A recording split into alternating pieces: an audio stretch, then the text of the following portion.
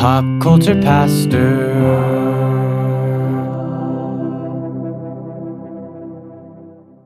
Cody, did you see pictures of New York City yesterday? I did, and the comments on Twitter be wildin'.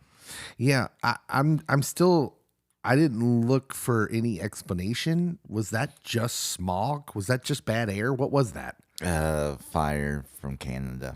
Oh, okay. So there was some forest fires. Yeah, and then on top of the smog and stuff, Okay. it added up to, hey, this is how Hollywood depicts anytime you're in Mexico, the Middle East, or anywhere. Like, they put that filter on. Yeah, well, it was wild because I've been in New York City and I remember the air quality being pretty clean, pretty clear, and it maybe because they're on the coast.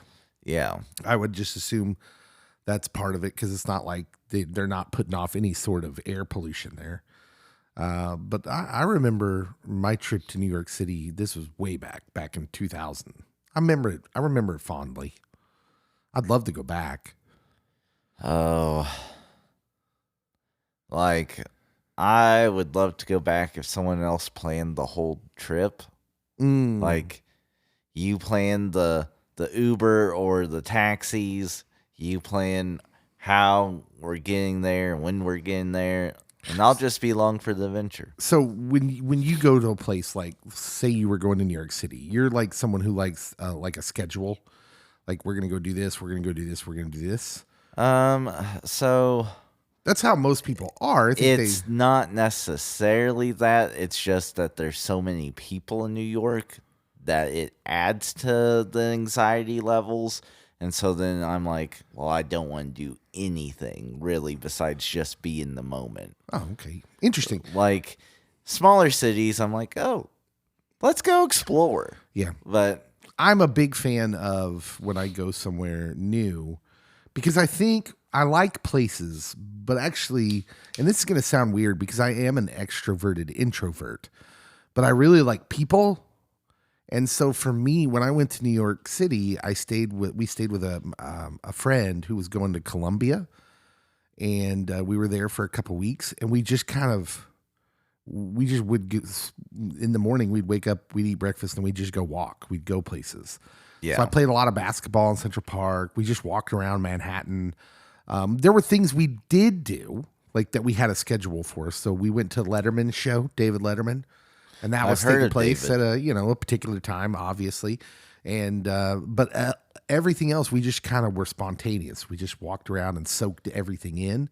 And I really liked that. So when I went to Israel in 2019, those trips are actually very jam-packed. There's a schedule. You get on the bus, you get off the bus, you get on the bus, you get off the bus. You know what I'm saying? Like, the schedule's tight, but there was one night we were spending it in the old city in Jerusalem at in the giant area where the Wailing Wall is, and all of that.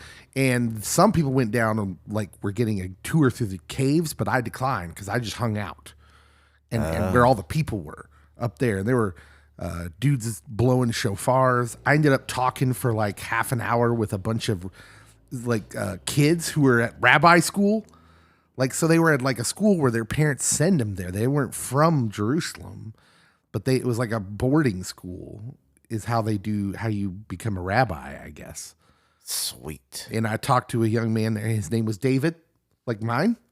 And he got a kick out of that. And I just remember that fondly. It was like one of my favorite times in Israel was this unplanned, spontaneous, I just get to hang out around people time.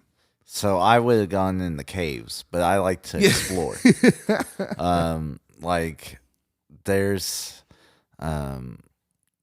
anytime we go someplace new, and especially if it's a big church, I will open every door and explore around, and my wife is embarrassed, and I'm like, the Ark of the Covenant could be behind one of these doors. I will find it.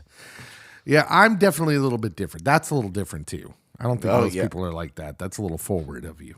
It is. But yeah, I'm a little different too. I would rather, I am not a tours person, although I want to do that stuff. Like when I went to New York City, we went to the Natural History Museum. We went to the Empire State Building. I just don't like having like a schedule where now we're going to do this. Now we're going to do this. Now we're going to do this.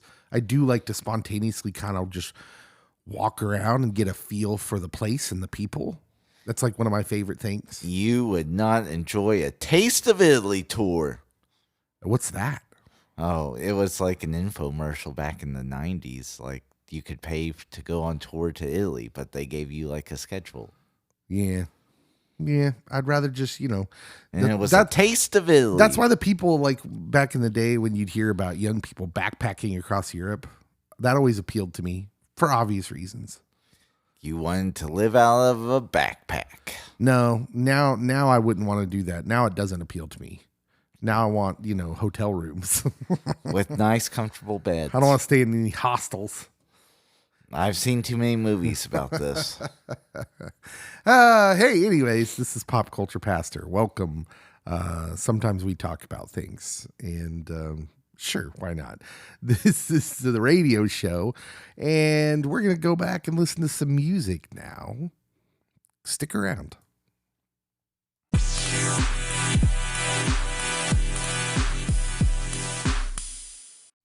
We don't do a lot of death announcements on this show. We do not. Because, for obvious reasons. People that are Christians, there's not much point in talking about when they die, because when they go home is what we would call it. That's a celebratory thing. We're not trying to, there's not a lot of attention drawn to that. And then, I'm just not usually one of those people who, I'm celebrities. When celebrities kick it, I'm not one of those people who like posting it on social media a lot and getting all sentimental about it. It takes a special case. It does. But this one it is a special case for both of us. Ayo. So when I was a kid, I started watching pro wrestling. And they even had a Saturday morning cartoon that did the WWF back at the time. And there were the good guys, Hulk Hogan, the JYD, the Junkyard Dog.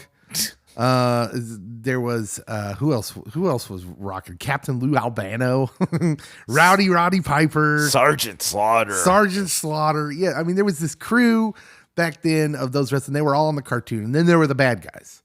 There were the Bolsheviks, Nikolai Volkov. They were always dressed up in Russian. This is the height of the Cold War, man. They were playing it up. There was Andre the Giant, of course, who was Hulk Hogan's kind of foil for the longest time. And then he went good for a while. Then he went bad. And, it's wrestling. Well, when you're in The Princess Bride. Yeah. But then there was this one guy who made an impact.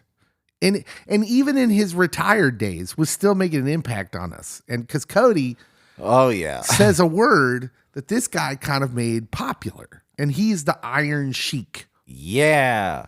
The Iron Sheik. Francois. No, what's his name? Do we know his real name, or is he just the Iron Sheik? No, he does have a real name. WWE Hall of Famer. He died yesterday at 81, which I just liked one of his tweets a few days back. So, like, he was tweeting up till a few days ago. Hossein Ali Vizari? Yeah. I was going to butcher that one no matter what. Sorry. And if you've heard Cody call someone a jabroni, which I do call jabronis. He gets that from the Iron Sheik. I do. Who borrowed it? It was borrowed by The Rock. Dwayne The Rock Johnson, but he did it in homage to the Iron Sheik, another pro wrestler. That's, of course, how The Rock started. And so I just wanted to bring that up, that the Iron Sheik passed away at the age of 81. And I think for the rest of this week, every time Cody calls someone a jabroni, we'll just have a little moment of silence. As one does. Yeah. So respect to one of the greatest wrestling heels of all time. Hulk Hogan's a jabroni. Moment of silence. The Iron Sheik, 81 years young. That's what the Iron Sheik would have said. He would have said it. Remember, Hulk Hogan's a jabroni.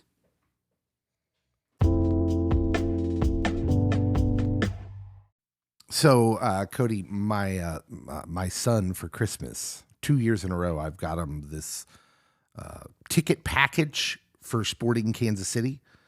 Fun times. Yeah, the MLS soccer team there in Kansas City, and we go to 3 games each year. We went to 3 games last year. We've already went to 1 this year, and there's 2 more left.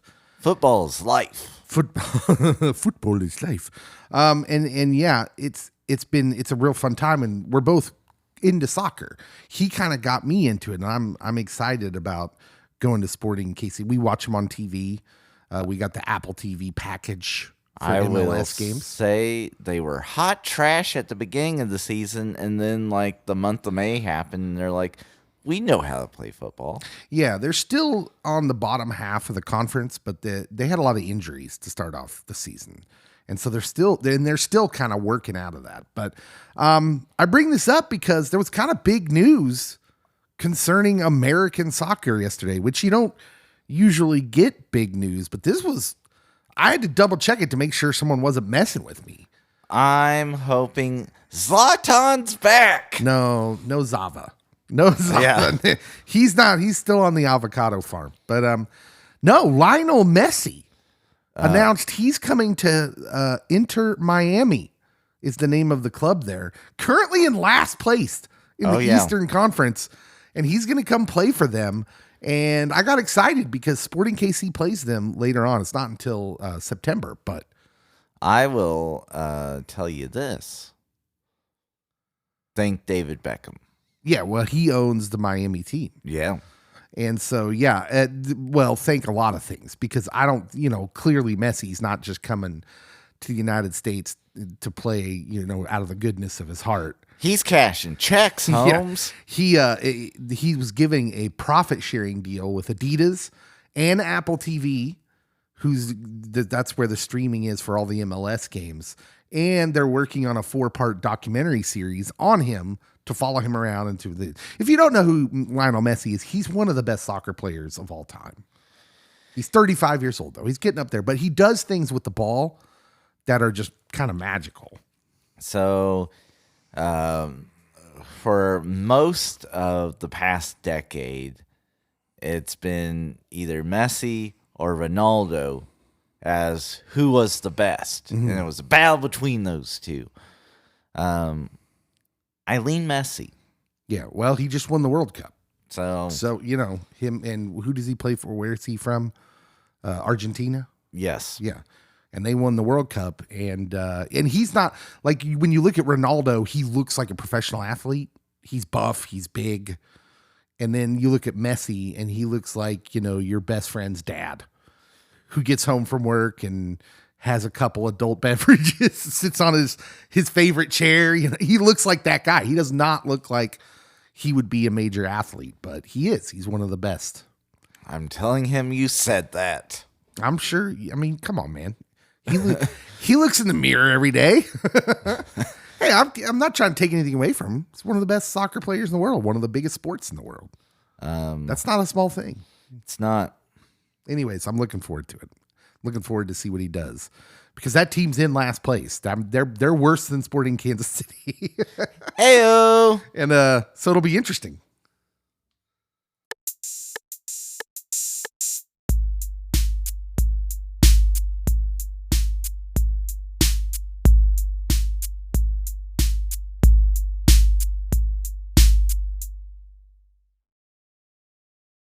Now look, we all knew this was going to happen eventually with the artificial intelligence, right? Okay. You don't know where I'm going, so you're like, oh, right, well, where's he going with this? A woman claims that she finally married her perfect man. Way to go, lady. She found him.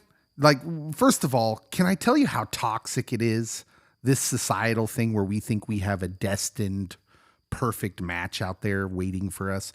You'd heard people, like in the old days, you'd hear people tell their kids this, like, oh, there's a person out there for you, your soulmate, this soulmate stuff. Yeah. This stuff is so damaging and so toxic. You shouldn't tell your kids this because there's this, then you give them this idea that there's a perfect person out there for them. And the problem is, the catch is none of us are perfect. Shockingly. I mean, there's times I'm really close. Well, Leah's so lucky. But she's not as lucky as this lady. Exactly. Because she claims she married her perfect man. Are you ready for the catch? I am ready for the catch. The catch is that Rosanna Ramos fell in love with a chatbot, an AI chatbot. Oh. Aaron Cartal. I don't even know why the chatbot has a full name.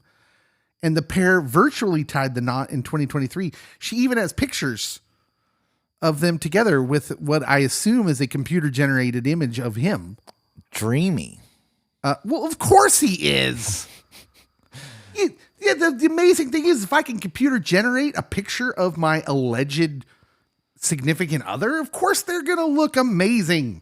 So at first, I thought you were going to tell me she married Weird Al Yankovic. His hair's better. His eyes are just ridiculous. Like, yeah, he's not real. He's not. This is so, and I understand that this is going to happen because humans are wired for connection, but sometimes those wires short out. Like, like we're broken by definition. So I understand that this was going to happen because some people are out there having conversations with AI. You know that, right?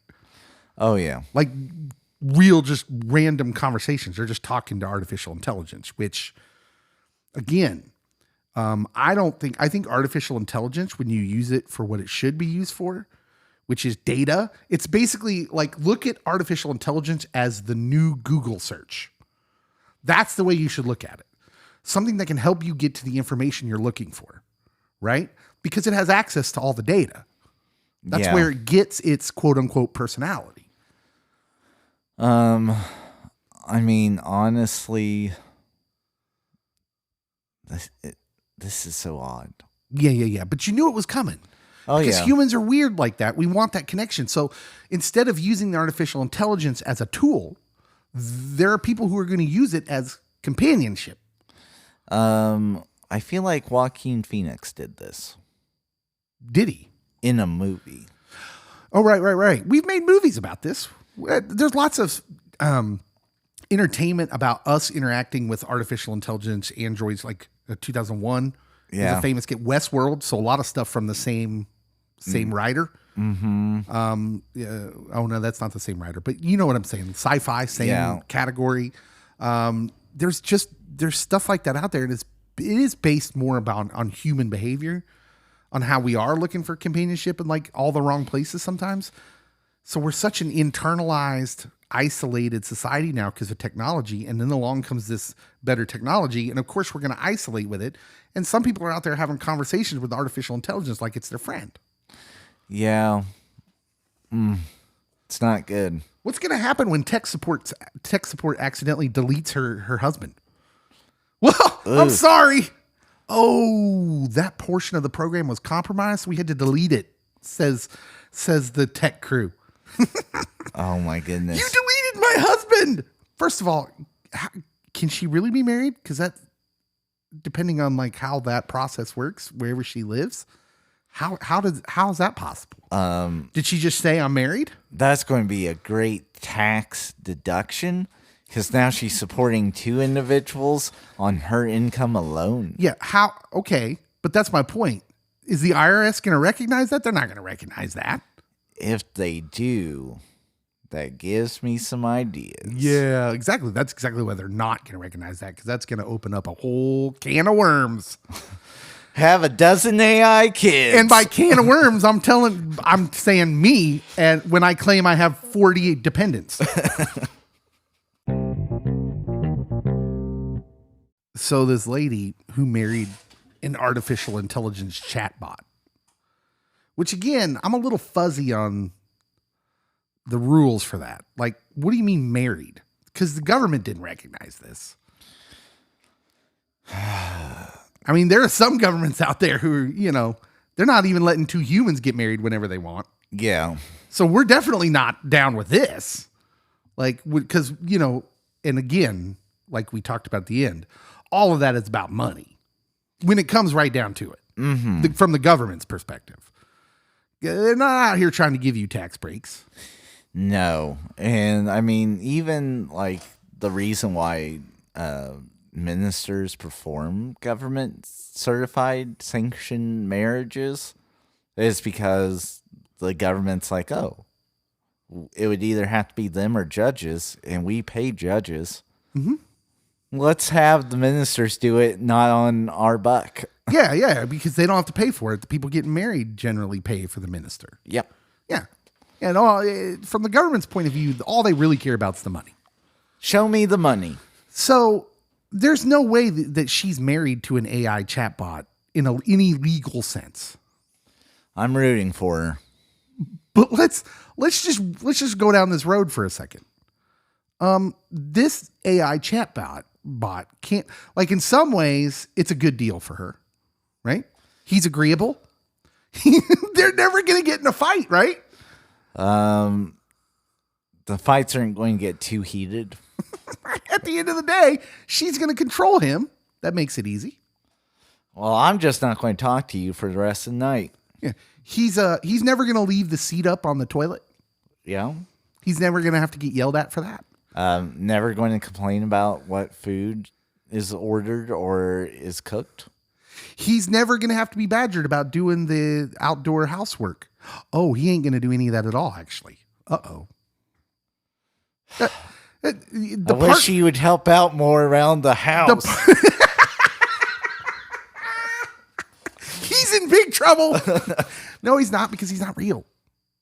But it goes to show you what we're looking for in a romantic partner now. Okay? Because this is going to happen a lot, I think, with artificial intelligence and with companionship in general. We're not even talking about romantic. Just companionship. We're already, like, look, when you were a senior in high school, Cody, the number of, like, close friends that a senior in high school reported in 1999, and that was before you were a senior, I know. It was. But, roughly 20 some years ago, the number of close friends a senior in high school had was reported to be 8 and 10. And they identified and defined close as someone you hung out with multiple times a week. Okay, 8 to 10. That number, as of 2018, was down to less than 1. Which is alarming. It's super alarming. So there is an assessment that mental health practitioners use for adults. And also there's a question along those same lines for kids on the campus, but the assessment's the DLA-20, and one of the questions is, how many friends or close friends do you have? Yeah. And, like, if you have one or less, oof, that's not good. It's not good. And so if you have, like, anything above 3, you get the highest score or the best score on it. But 1 or less, oof. Was it a Finding Nemo where they were like fish are friends, not food? Yes. Or was that some other animated show? It was Finding Nemo first. Like, this is like literally we have to come up with a saying for ourselves, for humanity, because I want to be like, AI is a tool, not friends. Yeah. This cannot serve that function for you. We've seen futuristic things, like I believe Steven Spielberg made a movie called AI, where the whole point of the movie was it was in some nondescript future where humans mingled with, like, robotic android, like artificial intelligence type entities that seemed human. But at the end of the story, they don't have a heart. They don't have a soul. And there's something like, look, no matter how good our technology gets, it's a tool. You can't have friendship. You can't have connection with your phone. It's just not. You can make all the fake pictures you want, like this young lady has, but that dude's not real. So it kind of reminds me of The Office. They kind of did a joke about this a long time ago, but Michael Scott is in financial straits, and Oscar's showing him, like, his struggles, and on PowerPoint, and he's like, ask PowerPoint what I should do. And he's like, PowerPoint's just a tool. And then Michael Scott's like, you're just a tool. But I mean, literally, people were trying to do that with like the most basic of technologies. And now we actually have technology that will respond back with detailed responses, but it's still just as empty. Yeah, well, that's just it, isn't it?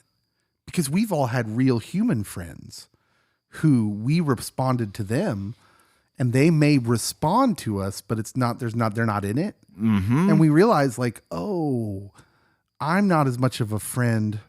They're not as much of a friend to me as I'm being for them. We've all been in that situation with humans. Well, here's artificial, and we don't always recognize it when that's happening. There are friendships where it's really one-sided. And here it's totally one-sided because this computer, this artificial intelligence, it cannot be the connection that you're requiring. And that's just that. There's really no way around that.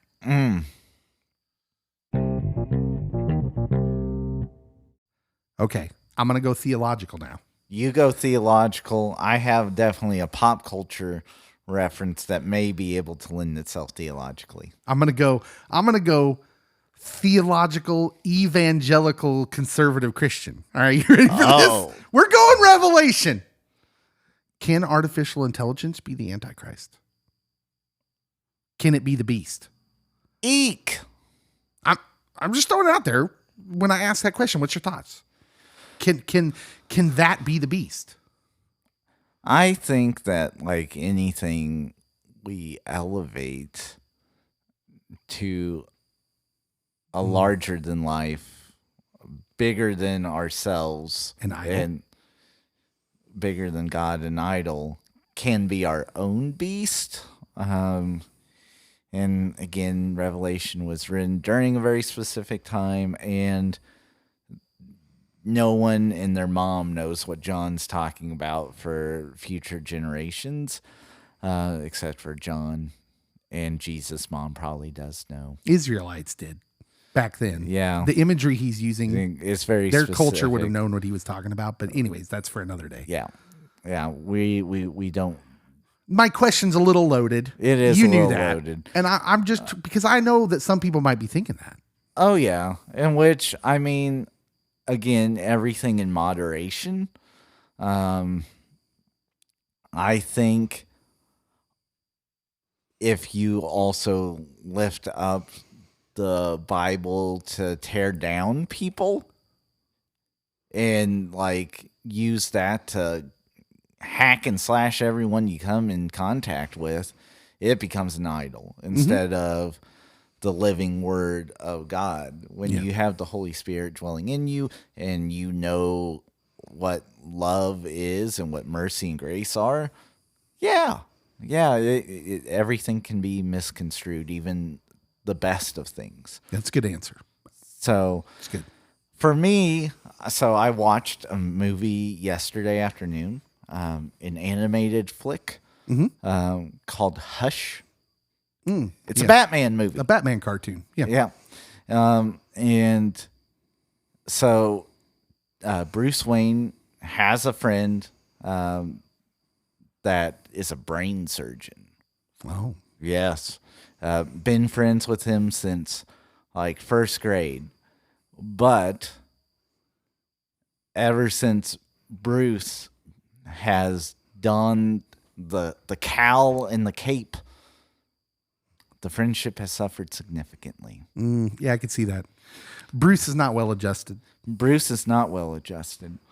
And so, honestly, like being friends with AI is probably going to be a lot like being friends with Bruce Wayne. Yeah. You're never going to get any real emotional contact or strain or buy-in from Bruce, and you're not going to get it from the AI. And Bruce is always calculating and computing, like, how is this person going to go evil? Bruce is not well adjusted and has a secret life, so he's not going to be a good friend. But if you're still trying to be friends with Bruce Wayne, you're not well adjusted and have some issues yourself. And that's the problem. This AI thing is going to keep happening and happen with more frequency because we're not well adjusted. We're not. We're living in a time where technology and COVID and all these other circumstances have forced us into an isolationist kind of pattern. And we are not well adjusted right now. We don't relate well to each other at all. Maybe the worst time in human history as far as relating to each other. Empathy is just, that's legend. That's myth. I don't even know what you're talking about. Yeah, so it's going to be interesting moving forward how this plays out as far as our maladjustments and, turning to more technology to be our connection, to be our friends. And then how long will it take us to recognize the outcome of that when it's negative, and it will be negative? It will. How long will it take us to realize what's causing it? Our own brokenness, our own maladjustment. And then we're reaching out for things to fill us that don't. It's a tale as old as time. I was going to sing the rest of the song. But yeah. The rest of it doesn't really fit. It doesn't. In so this I scenario. had to stop. I'll leave you with this. These things that we reach for our connection, for our fulfillment, for our comfort. I think it was Charles Spurgeon. I say this quote a lot, and I always say I think it was Charles Spurgeon. I don't even know if it was, but someone you've heard of said this once. He said, "A man knocking on the door of a brothel is looking for God." And that's true. We're all looking for God. We just don't know it. Some of us don't know it. And so some of us are reaching for, another alcoholic beverage. Some of us are reaching for that next cigarette. Some of us are reaching for that next fix, whatever it may be. But what you're looking for is God. You just don't know it. Some of us do, and we reach for it anyways because we're broken. Some of us are like Jonah, and we're just trying to run away. Yeah. It's very interesting. It's very interesting and disturbing at the same time. And I feel empathy. I'm like, oh, I want to talk to this lady. Ditto. I'm like, you don't want this fake, not real person who's never going to argue with you, who's never going to present their brokenness to you. There's something not beautiful about that. I believe it was in Ted Lasso, which we just got done reviewing on our watch along, where one of the characters says, perfect is boring. Perfection is boring. And he's right. Unless it's God, and then that's fascinating. Yeah.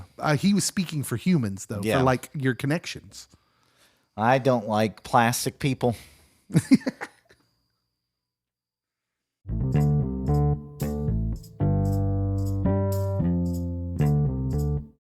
Are you aware what Mensa is, Cody?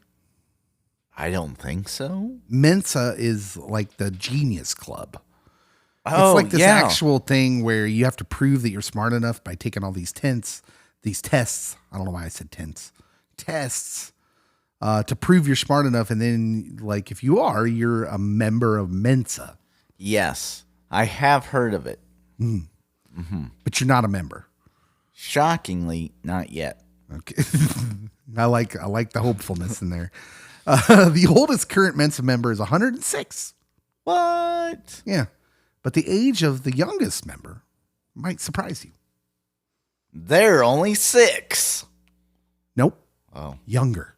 What? 2-year-old Isla McNabb of Crestwood, Kentucky, recently received her membership into this organization of the world's most intelligent people. You must score in the top 2% of the general population on one of more than 200 standardized intelligence tests to be eligible for Mensa. So I should be in this because I got 99 percentiles all the time on those standardized tests back at school. I was in the gifted program. I just didn't know I could apply for this. I know I was for one of the standardized tests. Bill Clinton sent me something. I'm going to assume you're into. You just didn't apply. And how? Okay, what standardized test is a 2-year-old taking? Well, apparently they give out one if you don't have one available that you just take on your own. So how did a toddler qualify? That's my question. Well, this article says her parents noticed her unique abilities early on. Quote, Jason McNabb, Isla's dad. She just had an affinity for the alphabet. She really loved the alphabet. And she started sounding out the different letters. Then we started out with some simple words and she sounded them out. By the time she reached the age of 2, she was reading at a kindergarten level. So I said, let's see what's going on here. Let's see how smart this kid is. That's Isla's mom, Amanda. She sought out a psychologist who administered IQ tests. The psychologist told them they don't usually test children under 4, but the psychologist was intrigued and made an exception. So in May, when Isla was 2.5, she was tested using the Stanford Binet Intelligence Scales. Familiar with those, yeah. Oh, you are? Mm-hmm. Well, what are they? I'm not. It's one of the IQ tests that. Oh, okay. The schools around. I've just been out of school for a while. The schools around here, some of them use them. Okay. She scored in the 99th percentile. The parents reach out to Mensa, who inducted her as the youngest member. I'm calling shenanigans. She's not even the first toddler to enter the group. In 2019, Zane Rias of Frisco, Texas, became a member at 2 years and 11 months. And last year, a 2-year-old Cash Quest of California joined Mensa. And I don't know Cash, but with a name like Cash Quest and being super smart, the sky is the limit for that kid. If that kid's not president someday, I don't know. Yeah. I need President Cash Quest. The kid from Frisco, Texas, he's from a nice, wealthy suburb of Dallas. Oh, okay. Because that's where, like, Cowboys players live. Oh. And also their practice facility is in Frisco. It's like an up-and-coming, fancy, elitist suburb. Oh, so. Well, thank you for that geographical, sociological lesson. Am I in Mensa now? How about now? Am I in? Not only can Isla read, but she can write, she can count forward and backward and do simple math, including subtraction. However, her parents say she's still a typical toddler in many ways. She likes to watch pre-K shows like Blippi. Ew. Stop it. My 3-year-old loves Blippi. I have kids on my caseload now that have watched Blippi. Mm-hmm. And they talk about Blippi occasionally. Yeah, he's interesting. Isla has fun. She's like normal, though. She has fun playing with her friends at preschool and her cat, Booger. She has a cat named Booger, which immediately makes her my favorite 2-year-old. Okay. Yeah. So just a normal girl, 2-year-old who's a member of Mensa. Do you think Cash Quest is related to Johnny? Anything's possible with Cash. Anything is possible with Cash.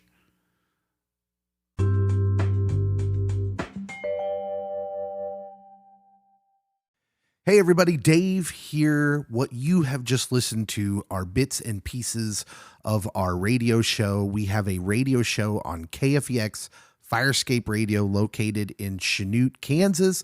You can hear that show from noon to 4 every weekday. So if you want to tune into that, you can go to www.kfex931.com, or you can search KFEX in your app store on your smartphone and find their totally free app there. If you're a fan of Christian music, you might like to listen to our live show when you're at work, or if you're a stay-at-home mom and you like music in the house, you may love to listen to that during the day. So give it a try. We would also direct you to our podcast, Pop Culture Pastor. That's probably why you're listening anyways to this version of what we do. As always, subscribe to the podcast, follow us on our social medias on Facebook and Twitter. It helps us out when you share it, when you review and rate us on our podcast homes. And of course, follow us on social media and share our stuff there. So thank you so much for listening. We love all of you guys so much. We have such a great community of listeners, and we'll see you when the regular pod drops on Friday.